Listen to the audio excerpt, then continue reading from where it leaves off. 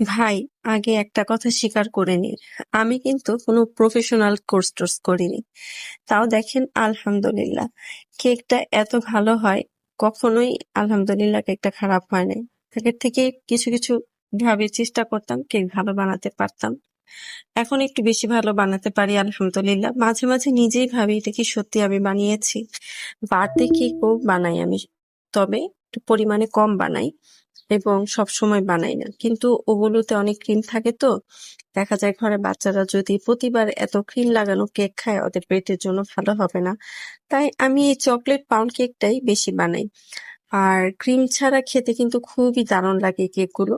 আর একটা ছোট্ট টিপস দিই, আমি এতে কিন্তু একটু মধু ব্যবহার করি, টেস্টও থাকে এবং আলাদা কিন্তু আর্টিফিশিয়াল চিনির পরিবর্তে খুব ভালো কাজ করে, একটা সুন্দর ফ্লেভারও আসে। এরকম ছোট ছোট জিনিস কিন্তু অনেক সময় বড় পার্থক্য তৈরি করে।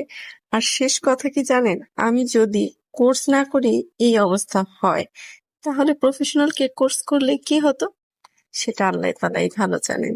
তবে সবকিছুর জন্য শুকরিয়া আলহামদুলিল্লাহ।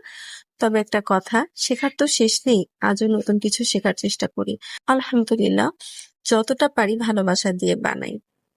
আপনারাও চেষ্টা করেন, দেখবেন আপনারা আমার মতো এরকম softy softy chocolatey pound cake আপনারা বানাতে পারবেন। আর হ্যাঁ, যদি বানাতে না পারেন তাহলে আমাকে কেক বানানোর জন্য অর্ডার দিতে পারেন, আপনাদেরকে অবশ্যই কেক বানিয়ে পাঠিয়ে দিব।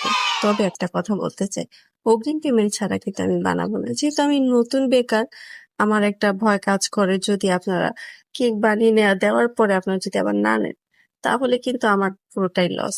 ওই লস হবে না, কেকটা খেয়ে ফেলতে পারবো, তবে একটা পরিশ্রমের সময়ের একটা ব্যাপার আছে তো, তাই অবশ্যই এটা চিন্তা করবে।